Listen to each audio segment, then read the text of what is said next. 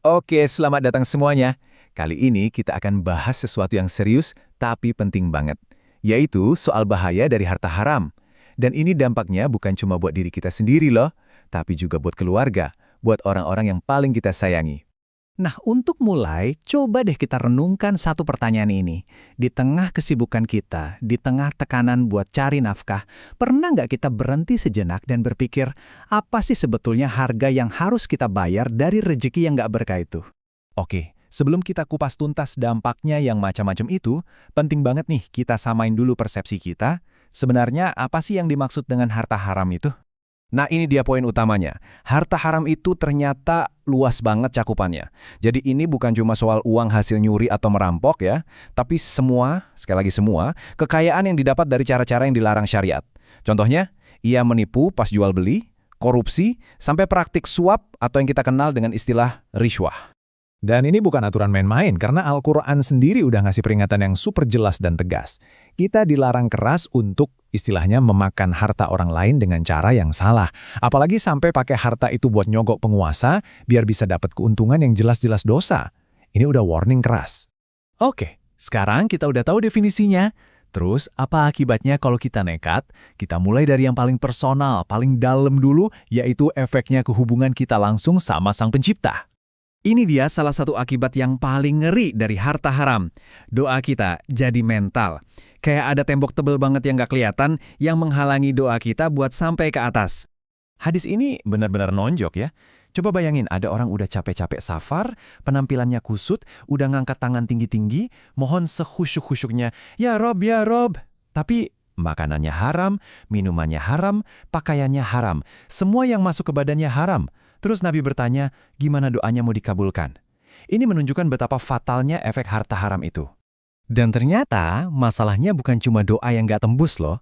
Lebih dari itu, harta haram ini kayak racun yang pelan-pelan ngerusak jiwa. Hati jadi hitam, jadi keras, dikasih nasihat baik malah mantul, gak masuk. Ibadah jadi males-malesan, iman, keyakinan semuanya bisa terkikis pelan-pelan. Nah, racun ini sayangnya nggak berhenti di diri kita sendiri. Dia itu bisa nyebar. Kemana? Ke orang-orang terdekat kita. Ke dalam rumah tangga. Ke inti keluarga kita. Coba kita lihat deh, tabel ini dampaknya itu kena ke semua sisi kehidupan keluarga. Dari sisi spiritual, ibadah bareng pasangan jadi hambar.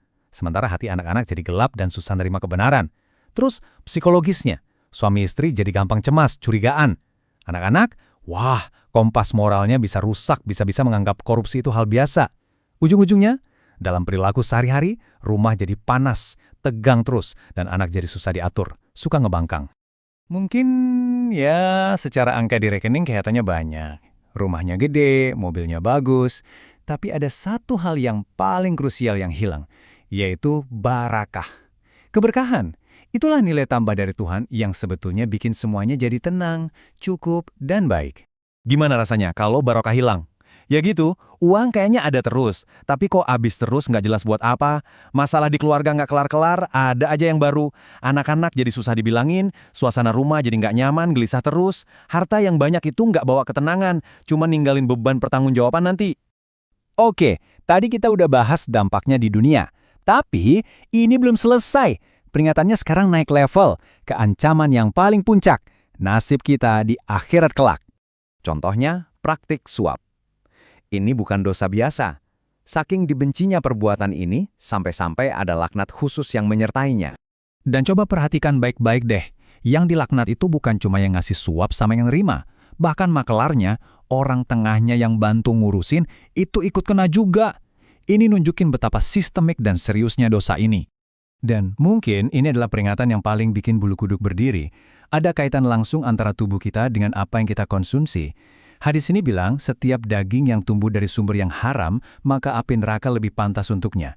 Kebayang nggak? Makanan haram yang kita makan, yang jadi daging di badan kita, itu jadi bahan bakar buat api neraka. Oke, setelah dengar semua peringatan yang begitu tegas tadi, sekarang pertanyaannya balik lagi ke kita. Kita mau pilih jangan yang mana? Ini bukan cuma soal cari uang, tapi soal memilih jenis rejeki secara sadar. Di layar ini perbandingannya jelas banget kayak siang dan malam. Satu sisi, harta haram. Kelihatannya banyak, tapi isinya cuma gelisah dan cemas. Uangnya ada, tapi berkahnya nggak ada, bikin Tuhan murka. Di sisi lain, harta halal. Mungkin kelihatannya cukup, nggak berlebihan, tapi bawaannya tenang, penuh berkah, bikin Tuhan ridho. Jadi kekayaan sejati itu bukan soal jumlah nol di belakang angka, tapi soal kebersihan sumbernya. Dan pada akhirnya, semua ini bermuara pada satu pertanyaan buat kita renungkan dalam-dalam. Warisan apa sih yang sebenarnya mau kita tinggalkan buat anak cucu kita? Apakah kita mau mewariskan mereka tumpukan materi, rumah mewah, tapi dengan paket beban spiritual yang berat? Atau kita mau mewariskan mereka rezeki yang mungkin sederhana, tapi halal, berkah, yang menyehatkan jiwa mereka sampai generasi-generasi selanjutnya? Jawabannya ada di tangan kita masing-masing.